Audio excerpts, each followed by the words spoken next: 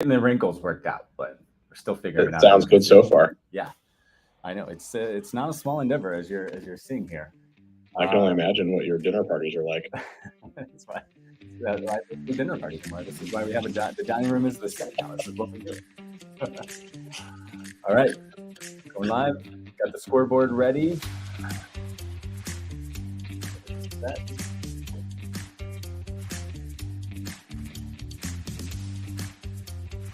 All right, welcome everyone. Ready to go live.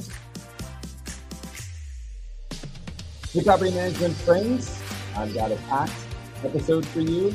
The featured guest is Jock McNeill from Pure, who has been acquiring several of the notable property managers that you know and love from NARPM.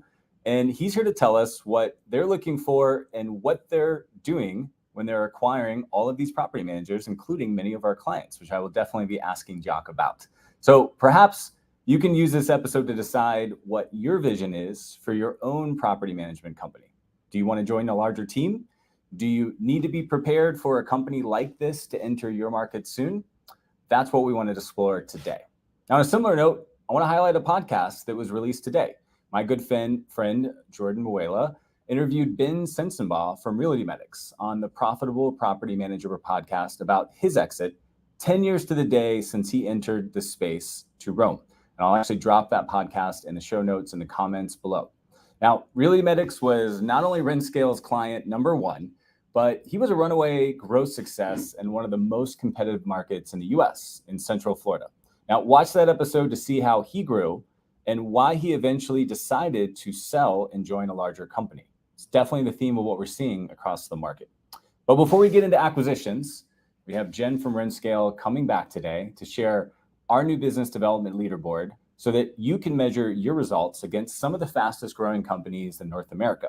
And I believe growth is more important than ever in today's market. Now, the big news is that we're all heading to NARPM National Conference in Atlanta next week. And I'll have preview copies of issue number 2 of Strategic PM. So make sure you stop by the Renscale booth if you're at the conference, or just head to the strategicpm.com website and sign up for free. Now, this issue is going to be fire, and I'm really excited about it. Okay, I want to start out by sharing my thoughts from my letter from the publisher in this next issue of Strategic PM, because it's what I'm seeing from my vantage point in the industry. So let's dive into what's happening this week in PM. Is 20 the start of a property management revolution? Now, hear me out. There are undeniable market shifts that are happening simultaneously in residential real estate, investor capital allocation, and consumer household behavior that are causing interest in property management businesses to surge. Now, this industry is on the radar of some smart, capable outsiders like never before. Now, when you hear that, you may immediately assume that I'm referring to real estate brokerages and agents who are looking for ways to offset a shortage in residential property transactions in the US. While that trend is definitely real, my recent discovery is that people who wouldn't even normally be focused on growing a property management company are entering the industry, with more to follow. That's a big theme that we're seeing across the board. Now, my prediction is that there will be increased demand for professional property managers in the coming years. I can go off on a whole tangent about why I think that is. But there will also be fresh choices in every market, more than you may even be anticipating. Now, let me share some recent experiences that I've had to make the case for why I'm making this argument. So Renscale has training relationships with 2 of the largest franchises in the space. And we're seeing significant new franchise purchases from established business owners and professionals who are coming from entirely different backgrounds. Now, these people already know how to build a business, and they're choosing to learn about property management because they see a juicy business opportunity. Now, that's a stark contrast from a property manager who knows the service but is bootstrapping their first business. Now, it's important to consider the difference in leadership decisions between a person dedicated to the craft and someone who's just dedicated to scaling a business. Now, I'm not choosing sides here.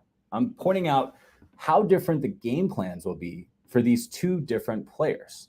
Now, check out one of my favorite articles in the next issue of Strategic PM from Peter Lohman, his owner-occupied column, where he talks about how to strategically grow your property management company, because it's definitely going to fit into this theme.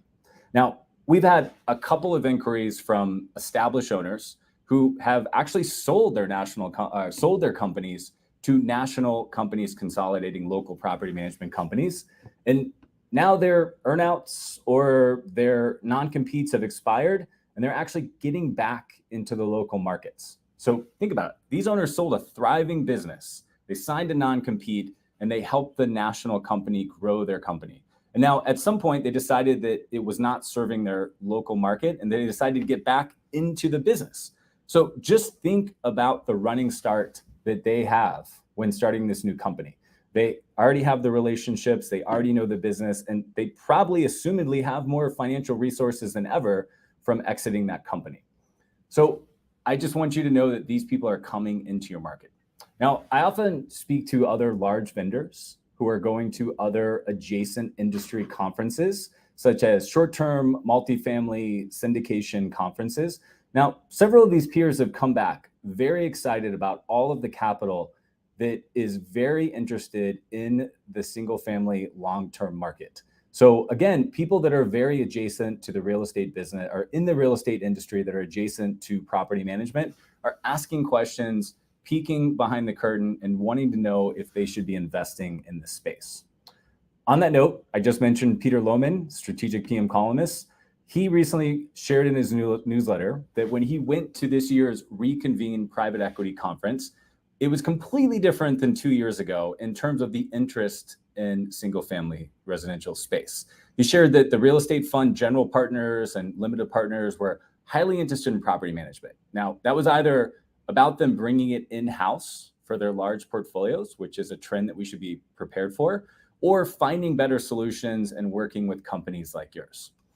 Now, last, as I train a new cohort of salespeople here at Renscale, I'm running more new business consults than ever before. When I do that and I'm meeting with single-family property managers, I'm listening to what they're doing and what their goals are for the company. So just last week, I had 2 rich conversations with very aggressively growing traditional real estate brokerages who have basically reached the 400 or 500 door mark under management without even really making it a focus, just from being in the business for a decade. Now, both of them wanted to go all in on building out a professional property management division that they were willing to staff and invest in heavily. Now, these were brokers who were dominating the transactional space in their local market with hundreds and thousands of transactions per year, respectively. So some of your best referral partners may actually be thinking about doing the same thing. So I can go on and on about all the signs that I'm seeing that there's more interest than ever in this market, but I'll leave it at that for time's sake. So I know these are anecdotal examples, but that's the view from my unique vantage point, talking to people every single day about this industry. So I felt compelled to share that with you.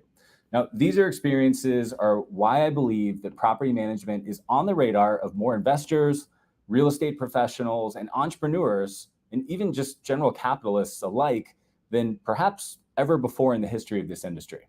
So in reality, this interest is simply par for the course as industry matures. So you guys that have been around in the industry for a while may remember that by simply telling people you were a property manager, you were the only game in town and people would call you. And as you've seen over the years, there's more competition than ever. This is the way that every industry matures. People become more specialized. Consumers become more choosy. They want to know why you're the right person to do business with. And so I think that's going to happen more and more than ever. So as the market becomes more sophisticated, so should your marketing. And that is the message that I will leave you with. Now, from there, I'd like to jump into the scoreboard, and I'd like Jen to share what we're actually seeing in the field from the business development community.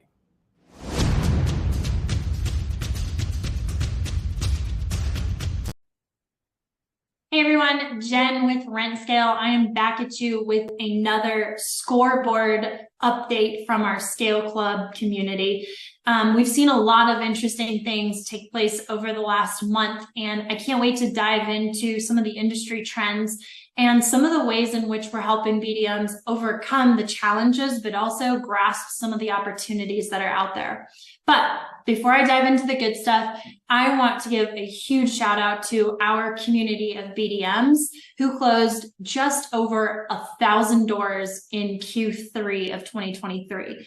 We are so proud of everyone in our community, but to think that 1,000 doors was closed in our community is such an awesome accomplishment. And so we want to congratulate all of our BDMs, but we also want to thank you for the energy, the effort, the willingness to not give in, and the willingness to try new things and adapt to the ever-changing market.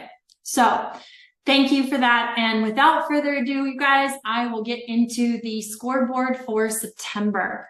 So as I hinted just a few seconds ago, we saw some interesting stuff happen in September, and I can't wait to walk you through what we saw and how we're working with BDMs to make sure that we're leveraging as much as we can in a little bit different of a market than we've seen in the last year and a half. As you will remember, in August, we reported our average number of doors for all members at 9. Currently in September, it is at 7, and I expect that we might actually see that either stabilize or potentially even drop based on what we're hearing from our community for October. It's interesting to see that we saw a 36% drop overall. However, if you look at our top performing BDMs, so the top 50% of people in club, we reported out August at 15. In September, they're at 14, so only a 1 door drop and down just slightly. All of this is really interesting when you really look at the number below it, which is 19. So our lead volume for August was 28 average leads per BDM for the month. That's almost a 50% drop that we saw from August to September. So we've been having a lot of conversations in our community about how if the leads are not coming in, what do we do to continue closing business? Something I think is really awesome to point out is the fact that leads dropped 50%, but only 36% in closed doors and only 5% amongst our top performers. There's a trend there to pay attention to and some different things that our top performing BDMs are doing that's keeping them up and keeping their business growing even when leads are down. Interesting because in skill dev, what we talked about in August was how we leverage everything we can and make the last quarter as strong as possible. Our skill dev was titled MVP, and it was all about how to do different things in a changing market that are going to continue to elevate you and continue to help you win deals. So what do we do in a market that is starting to fall backwards? We innovate, we think differently, and we start to challenge status quo. That's what skill dev was all about.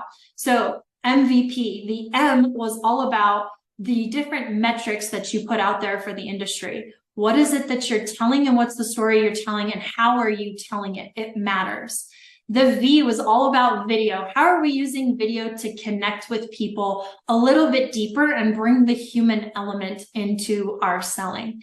And then the P was all about the people. It's all about the customer experience and the way that they are seeing your company. So we talked a little bit about how to highlight holidays and how to use video to highlight holidays and different strategies to stand out when we see a huge slide back in the number of leads that are happening in the marketplace right now. Now, we did still have some top leaders that I'm really excited to share. Chicago, Illinois has been at the top of our leaderboard for the last 3 months. Same BDM. As I've said in previous recordings, he does some multifamily and some single family residential. He still closed 34 doors, which was down from his 60 that he accomplished in August. We've got Memphis, Tennessee coming in at 23 with an increase in the number of doors that he actually signed. We have our very first Canadian on the map this month, and we were happy to report 20 doors up in Canada. We've got Eugene, Oregon also coming in at 20 doors. Really interesting story about this BDM. Most of the leads that he has and the doors he closed are self-generated. Talk about a true business development professional. It's this guy out in Eugene, Oregon. And then rounding out the top, we've got Fort Myers, Florida at a great 13 doors, up from her previous month in August. Total of 297 doors, which is down from the doors that we saw in August, just like I've reported with everything else in this scoreboard. Now, percent to goal. So this is, we forecast with our BDMs every single quarter how many of them are actually achieving their forecasted goals. 76% of our community is currently achieving their forecasted goals for September. That's it for this week's scoreboard update. I can't wait to be back at you in a couple of weeks with the numbers for October and to share with you our focus in Scale Club. I will tell you, we're going to have a really exciting skill dev, and it's going to be all about game film review. So how do we make the most out of our discovery calls? How do we do after action reviews? And pay attention to where we're really doing well and where we need to improve. With the leads down, we've got to make sure that with every single person that's coming to us, our sales process and the key language that we use is on point. So that's going to be a huge focus across our community. I also want to let you guys know, if you haven't heard already, you might be living under a rock, but our sales mastery event is coming up on December 4th, and this year we're hosting it in Austin. We would love to see both owners and BDMs there. We've got a really, really special day planned where we're gonna be workshopping and you guys are really gonna be in the weeds. So salesmastery.live, those ticket prices go up at the end of October, and we are really hoping to see a record number of people there. I know that it's gonna be super impactful for you. So salesmastery.live. And I'll be back at you at the end of October with another scoreboard update. Back to you, Jeremy. Well, lots going on there. As my good friend Jordan actually tweeted out this week, I need more leads is a great place to basically be an excuse for I don't actually know what's not working. And so as you just saw on the leaderboard, we've got people that are down 50% overall on leads, and they're still closing business like crazy. So I appreciate Jen sharing all that information, and we'd love to hear your comments on that. Feel free to comment down below. Let us know, how are you doing? Is business up? Is it down? What does the market look like for you? What are you doing to overcome the fourth quarter drought that often comes from being in this marketplace as people move from renting out their property in the summer into more of an autopilot mindset as they move into the holidays? So love to hear what's going on with you guys. Now, I just always want to remind you guys, please subscribe to Strategic PM. We are live on Facebook and on YouTube, amongst many other platforms, including Twitter, which is now called X, and LinkedIn. We'd love to see you there in every episode. I know not everybody can watch this live, but when you are here live, we take questions. We like to answer those, which we'll do shortly. But if you can watch it over the next coming days, there's a reason that we broadcast live on Thursday afternoons, because we think that it's relevant information that you might want to watch on Friday, or as you move into the weekend, you want to run, you're doing your errands on the weekends. We think it's a great time for you to catch up on what's happening this week in PM. So I'm excited to introduce our next guest. But before I do that, just want to hear some quick words from one of our sponsors.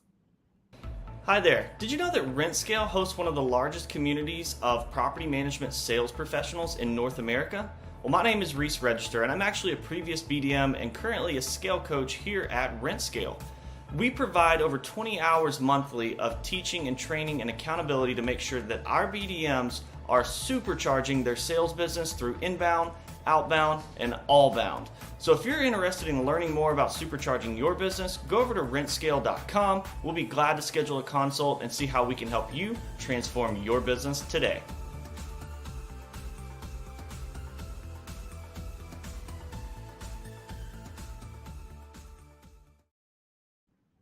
All right, let's welcome the guest that we were all waiting to hear from. So excited to introduce one of my favorite people to hang out with at NARPM conferences, Jock McNeill from Pure. Now, he actually was acquired by Pure about 3 years ago, and we're excited to hear from him today. So, Jock, thanks for making it today. Jeremy, thanks for having me. I've been looking forward to this conversation all week. I'm glad to hear it. I know that we were talking in Orlando about all the things you wanted to share. I asked some questions. I was very excited about what you guys are doing and what it looks like for owners to be acquired. So I want to ask you a bunch of questions. I want to hear about your background, but first, just initial question: when are you going to stop buying my favorite clients? Because you just keep doing it, and it's not good for business when you keep buying all of our best clients.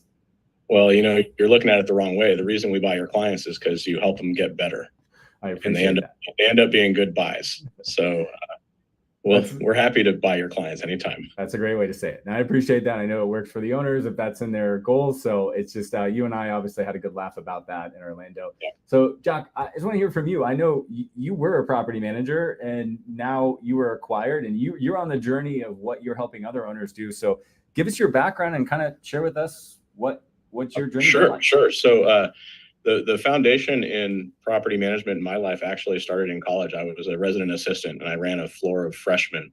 And little did I know that set of skills would translate into my profession later in life. So I've been, this month is my 24th anniversary in property management. And so I am still a property manager at heart. I built up a company with a great business partner up to about 1,100 units, an hour north of San Francisco. So kind of in the Sonoma, Napa, wine country area.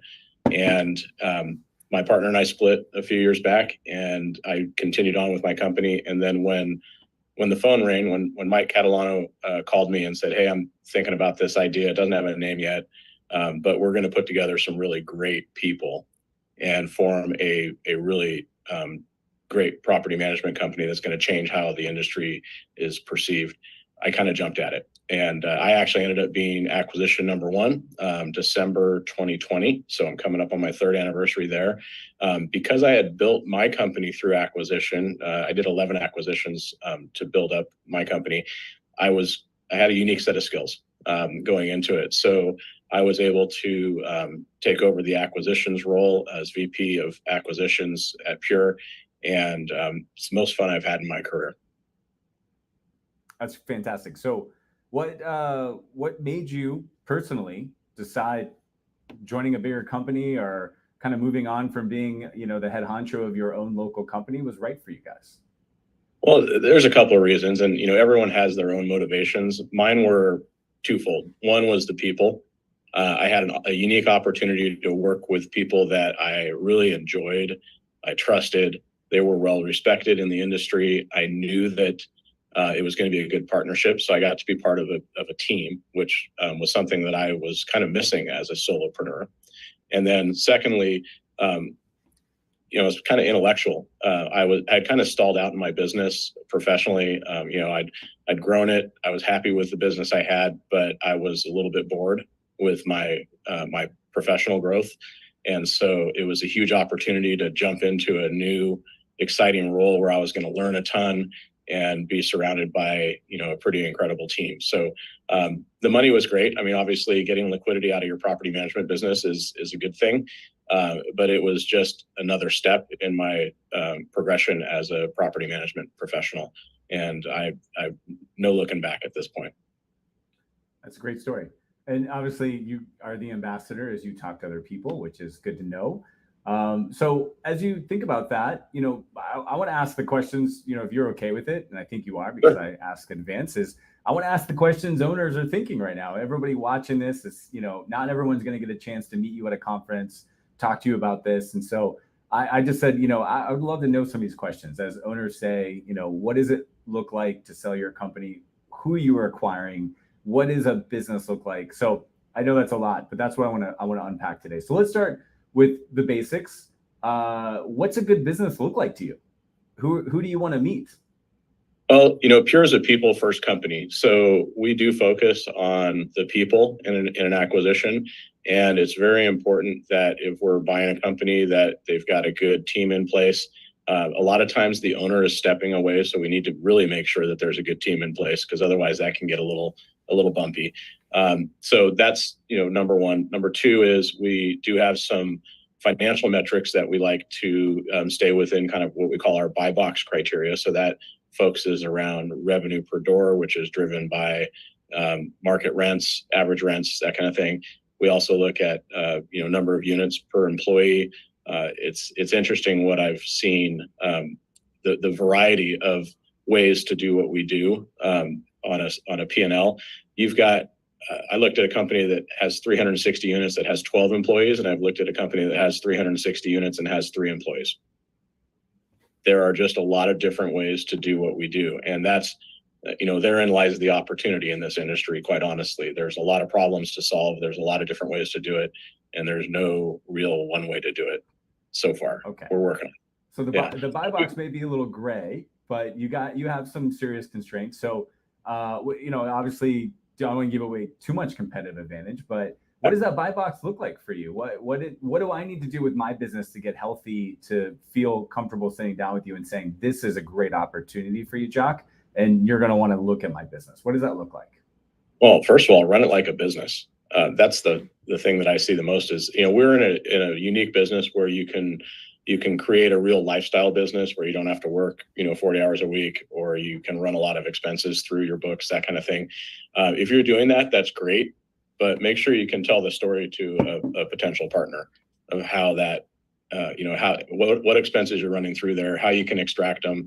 If you're not working in the business all the time, make sure you've got somebody that is, so when you do walk away from it, that you can actually, really hand it off.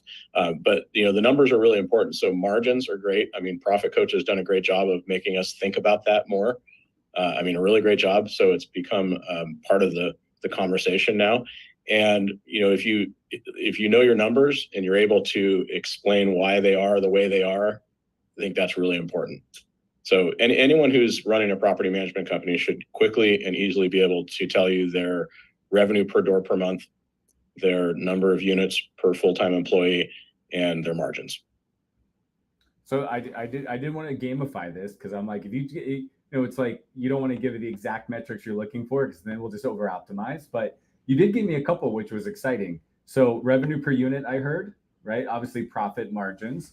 So you're kind of coming in with those conversations, and I'm guessing you don't even want to get deep in the conversation if the owner doesn't even know what those numbers mean. They don't even know how to answer that question, right? So I guess entry point number one is they can actually have a conversation with you and say, yeah, here are my numbers, and they can have some confidence about that. They can kind of speak the language, of finance of the company, and then from there, you guys will dive into the books, I'm guessing, right? Yeah, absolutely.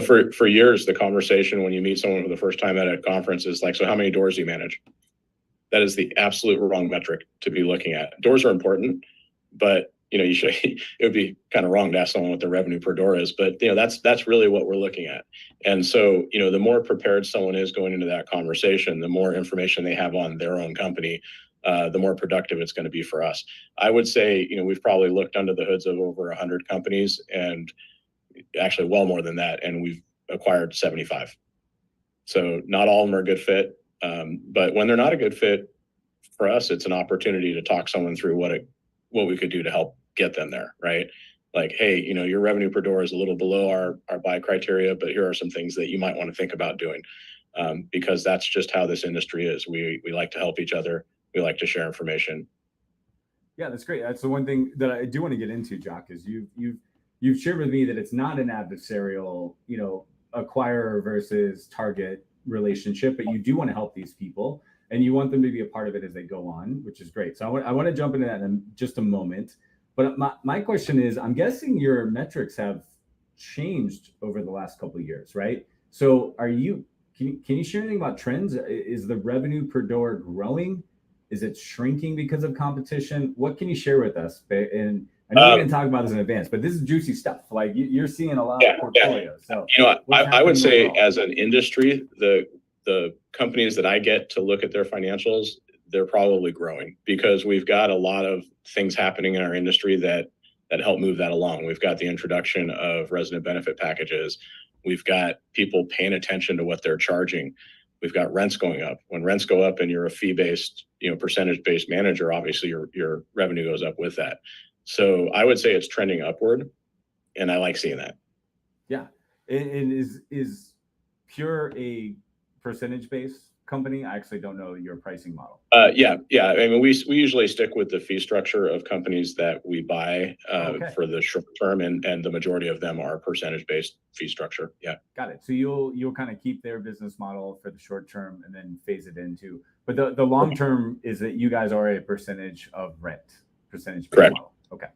Which I love, because rents only seem to go up. So I talk to my clients all the time, and I know a lot of clients, their unique position is being the flat fee landlord, and that works for a lot of our clients, but it's hard to argue with the escalator effect of what we've seen with rent. So that's great. Well, isn't that, I mean, I see it as market dependent. It's if you're charging, X percent and all your rest of your competition is charging a lower Y percent, it's really hard to stand out in that market. So it really depends on where you are and what your competitors are doing. Well, that's what I love. I mean, that's what we talk about all the time. Is they're one of the struggles we've seen with these national companies is they try to force a national business model in a local market. And as we know, all real estate is local, including property management to a certain extent. So the guys that are in Dallas are not competing with the gals that are in Orlando. They're different markets, right? So I'm guessing that you have a certain amount of, even as you guys accumulate these companies and you get more and more offices. And how many offices are you up to now? I looked at the website. It was like in the dozens. Yeah, I'd say we were represented in 50 different markets. We're 26,000 units in 23 states. Okay. Total acquisitions are 75-ish, somewhere in there. But we in a market where we've got, let's say we bought 4 brands in Minneapolis, and we take those 4 brands and we collapse them into one office structure, and then we've since taken those brands, sunsetted the brands, and now they're operating under Pure. So yeah, it goes from 75 and then it gets distilled down into a smaller number. So I'd say it's probably around 50 markets. Amazing. Okay, so that was kind of the point. Was you guys are sensitive to the local operating realities instead of just forcing a national market model on everybody that you acquire, every office. Is that fair to say? Yeah, that's fair. And we are a national company. I mean, we're big, we get it, but we're also hyper local because that's how real estate is, like you said. And relationships happen on the ground, right? And so you can have a national presence, but you still have to be cognizant of what's going on in each individual market that you're in. And we try and standardize as much as we can, but there's always going to be some exceptions here and there.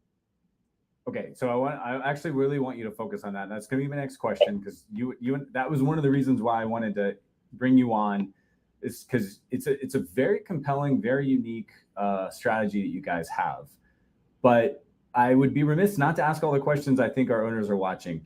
Who do you not acquire? Who brings you in and says, "Hey, Jock, I'd love to be a part of the Pure company," and you say no to? Because I just want to hear, what are some of the mistakes or some of the growth opportunities that clients might have that you would not be ready to acquire them? Well, I think, first we're looking at numbers. And if it's below a certain threshold on revenue or margin, it's really hard to sometimes close that gap and turn them around, right? So that's why we have the buy box criteria. It's not that we won't at some point in the future buy those lower dollar per door companies, because we know what we can do with it. So that's probably the first screening criteria. We do want to be in a growth market. So if the average rent in a market show that we can, continue to sustain growth going forward and keep adding revenue streams, then, that's great. But if they're too low, it's really hard to, manage profitably, I guess the best way to put it.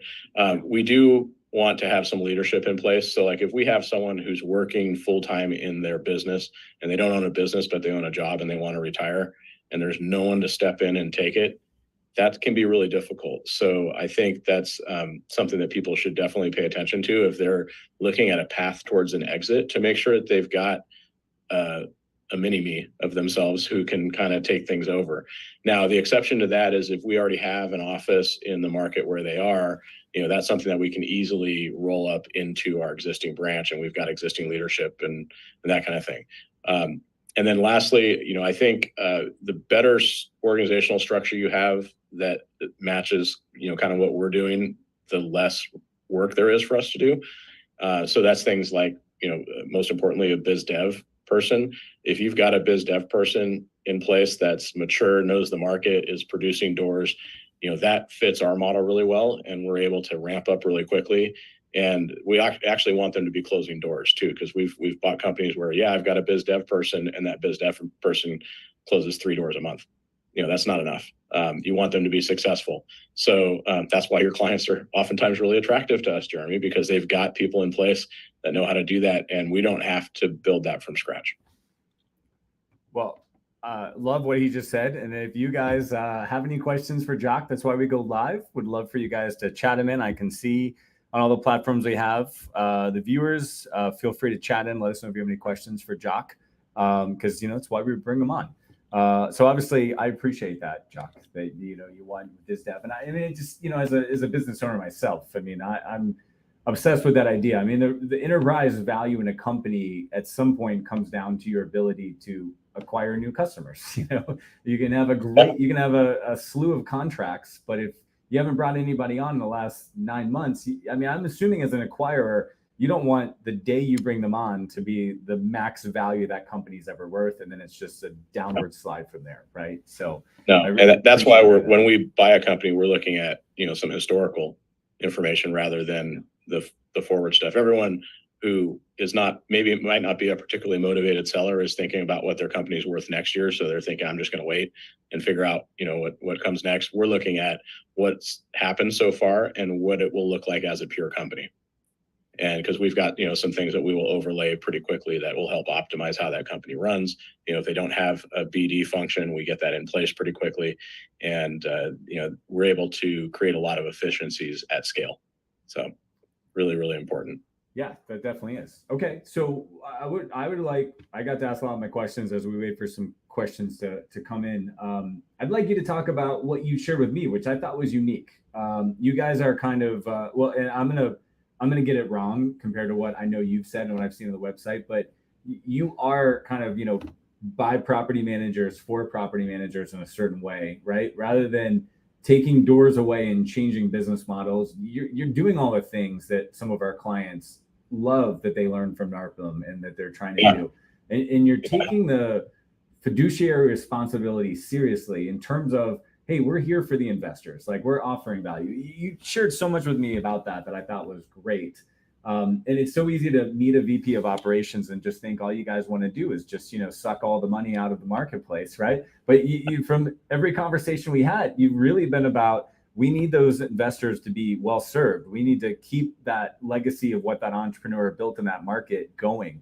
So I'd like you to share a little bit about that, Jock, because I've been very impressed by what you've shared. And I think it's because that's what you wanted as you were acquired. So tell us a little more about what you did. I think one of the common things you'll hear when you talk to anybody who's part of Pure is that it is, it's an industry built company. There are a lot of industry insiders that saw the opportunity to be part of something bigger and be part of a team where they got to contribute at a really high level. And everyone loves the industry and wants more for the industry. And I think that's something that's most important and kind of at the core of our people-based business. You've got probably in the last 2 years about 50 people that came to us through acquisition that were moved up into management and leadership roles. To me, nothing speaks more about a people-based organization than how they treat people after an acquisition. And that's something that's been really, kind of critical to our success. And then also, we've got, some really great property managers on the ground, and they're being trained by other senior property managers. And we've got 2,000 years of experience across the board. It's probably more than that now because we've done a number of acquisitions. And, it's just really an opportunity for someone to be part of a team that really, truly cares about the investors. They care about the residents. They care about the vendors. And it's, we're at heart a product and experience company. And if you're not paying attention to how someone feels after dealing with their property management company, you're paying attention to the wrong things. And that's where we're focused is, what is the experience like for someone who deals with pure property management? Yeah, thanks for sharing that. That's the part that I thought was so eloquent when I talked to you. One other thing, got to point out though. Yeah. Pure, we're talking about going to NARPM next week, right? Going to Atlanta, we're going to have some fun. There's going to be a lot of people from my team there, but Pure would not exist without the conversations that happened at those conferences. I met Mike Catalano through NARPM and PM Grow, and Jennifer Newton and Eric Weatherington, and a number of the senior people on our team came through those conversations that happened in the bars, the hallways, the dinners. And that's when we realized that there was an opportunity to build something not just bigger, not just another flavor of vanilla, but really better than what's been done before, and make something that is truly unique to the industry. Well, that's a great point. I met you through NARPM. So, and you shared with me, you have how many people from Pure going to national next week? We probably have 15 or 18 going to national. And, one thing that's really unique about Pure compared to some of the other larger companies is we are very well represented at NARPM. We have, I want to say, over 100 NARPM members. Wow. Yeah. So I just wanted to say that. I mean, this is, what I said, it's a different flavor of a national roll up. And that's what I've kind of learned by having these conversations with you. And even though I'm disgruntled that he keeps buying some of our most successful clients.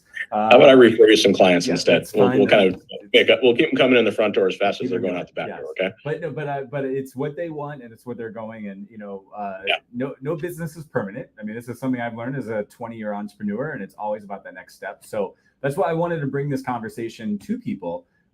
Because you guys and other people, not playing too much favorites, but Jock and I have a great relationship.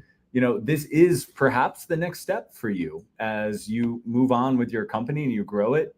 As I said, Ben, Renscale, client number 1, it's 10 years to the day from the time he bought into the property management company, sold it, which is a very romantic story. So, not everybody is going to be in every business forever, but if you're like me as an entrepreneur, and I'm sure like Jock, then you are going to want to make sure that your team and your clients are taken care of. And that's what I took away, is I felt like this was a great way for you to see what you've built, move on to the next step. And so I think that's amazing. Well, and you mentioned the team, and that's something that was really critical to me. Obviously the price point was important. I knew I was going to get a fair price because I was dealing with people I knew, but knowing that my team was going to be taken care of post-close was really important. When I was running my company, I was the ceiling. They were never going to move past me.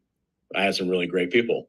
They needed to move. They needed to mature. I think growth is kind of the natural state of human beings, right? So when I got out of the way and when Pure continued to grow, they became, really great candidates for some of the new positions that were coming up. So, when I talked about elevating 50 people to management and leadership positions, some of those were my team.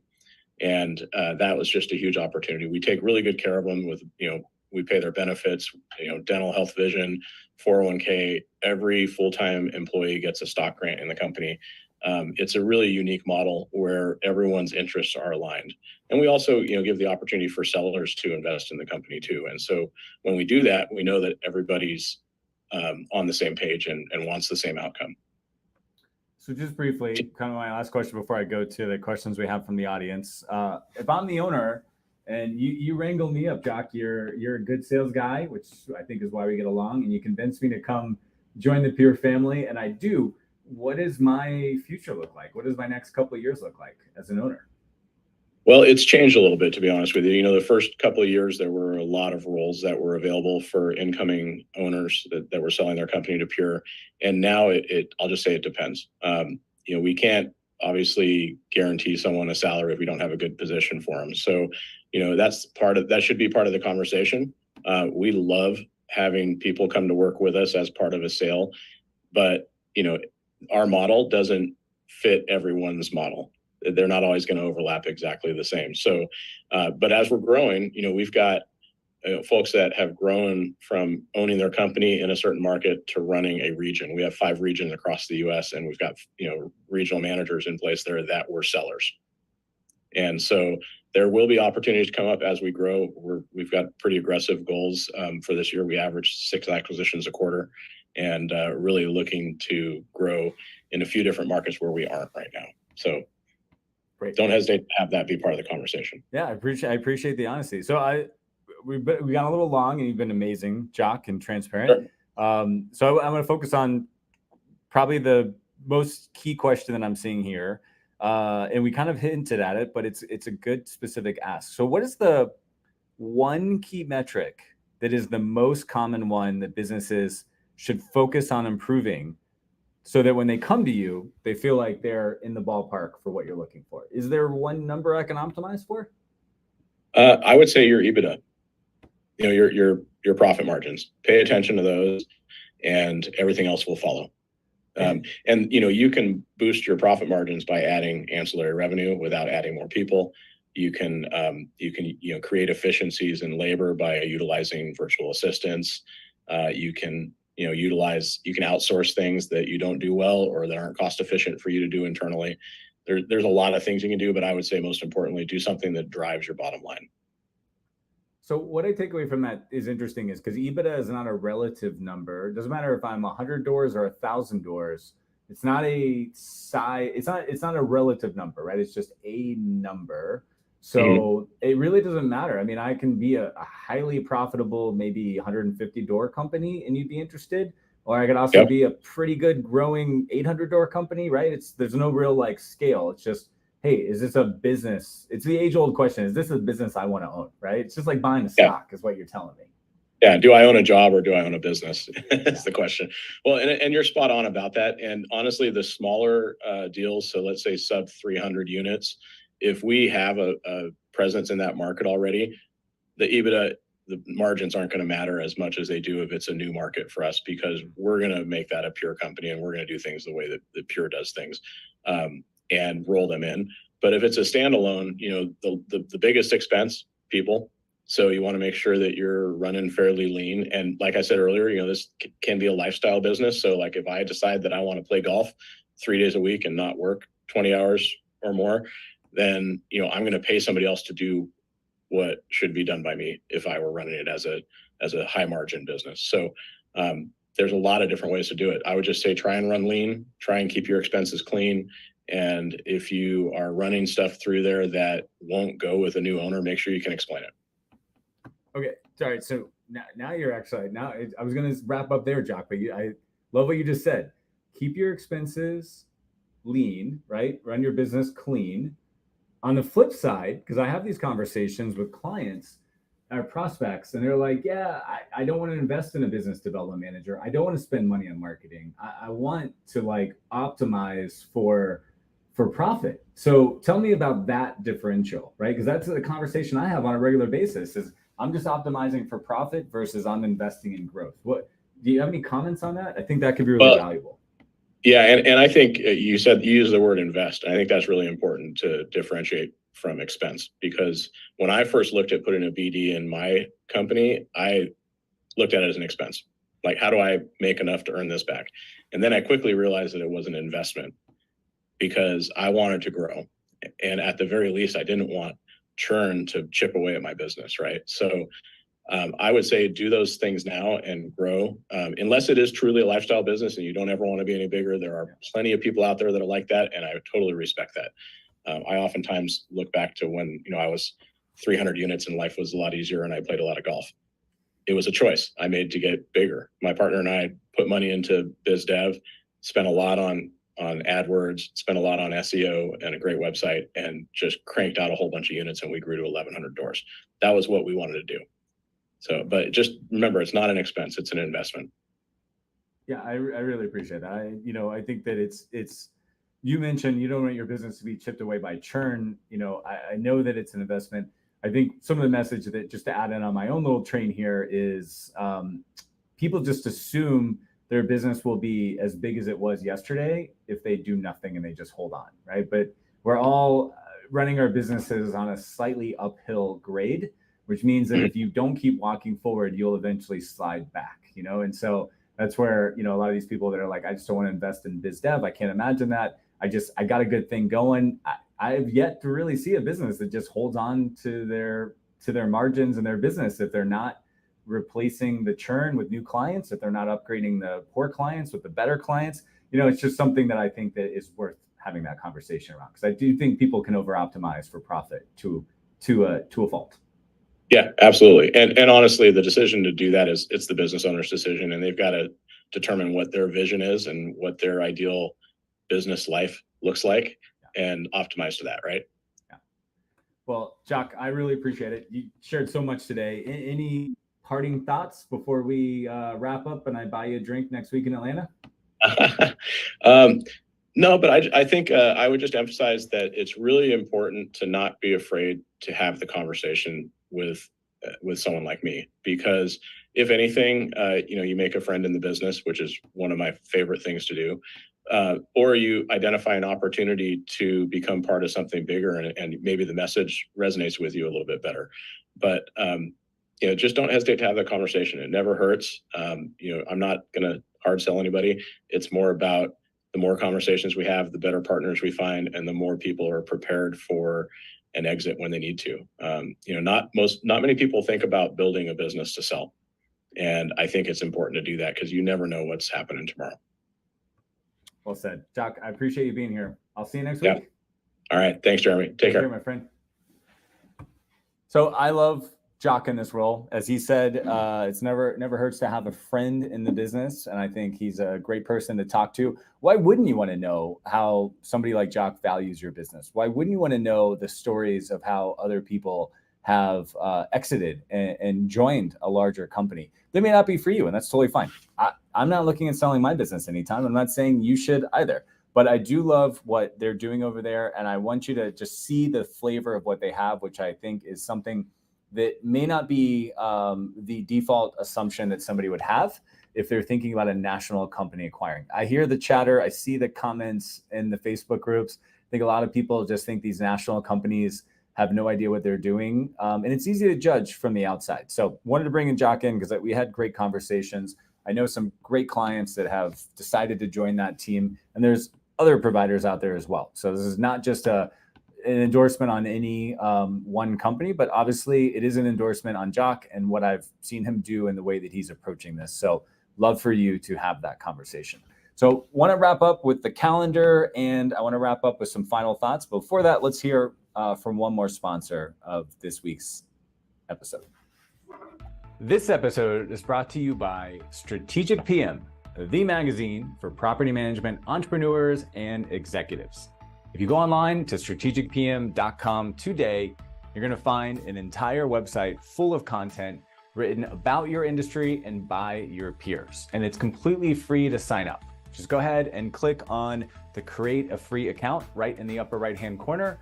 When you click on that, not only can you create a digital account, but you can actually add your mailing address, and we will send you a free 1-year subscription of the print magazine, which will be showing up in your offices every single quarter. So if you take a look inside the magazine, what you're going to see is that we are focused on growth. We've got 5 pillars of Strategic PM: vision, strategy, culture, marketing, and experience. You're going to be seeing some great high-class content from some of the best thought leaders in the industry talking about the matters that matter the most to your business. So sign up for free today at strategicpm.com and look for the magazine in your office. All right, let's wrap it up. But first, just want to take a look at the calendar. Let's see what's happening this month. All right, for the calendar this month, just want to focus on the big event that we're all going to next week, which is the NARPM National Conference. We will be there. Renscale will have a booth along with many of our other friends and vendors there. And we'll be hosting dinners. We will be at all the parties with all of the cool kids from Second Nature, pet screening, just too many vendors to actually list. So I hope you guys are going to make it. Hope you say hello. Hope you guys learn a ton. I'll be bringing the majority of the coaching team from Renscale, and next week's, or I should say 2 weeks episode from now, will be focused on a recap of what we heard. So in terms of the calendar, obviously Jen gave a great shout out for Sales Mastery in Austin, Texas. It is December 4th. That's the first Monday in December. We're going to have an amazing conference. It is for anybody who's focused on growing their property management company. This is for owners, marketing managers, business development managers. It is the All-Bound Conference this year at Sales Mastery. We're going to be talking about the perfect blend of outbound, inbound, and nextbound, which is our term for who knows your next client, which is referral marketing. We're going to be sharing case studies from what we've seen from the fastest growing companies in North America. And man, do we have some great case studies and some amazing things that you've probably never thought of, and some things that you know about that you're just not doing. And we're going to remind you of the fundamentals, which is something we always do. So we are maxing that event out at 70 people. We're about halfway sold out. Tickets are on sale. There's still a discount until the end of October. And then we go to full retail tickets. This event will sell out. It will be our biggest sales mastery event ever. You will love it, I promise. Go to salesmastery.live to check it out. It is in Austin, Texas. It is the day before Lead Simple University, if you already have a ticket for Lead Simple University. So you can bring your whole team in, and it is going to be a blast. So looking forward to seeing you guys in 2 weeks. I will have a very unique episode with all the coaches from Rentscale talking about everything we heard at NARPM National, all the conversations and exactly what we're seeing, trying to keep our fingers on the pulse of what's happening in property management. For now, that's what's happening this week in property management. See you guys in 2 weeks.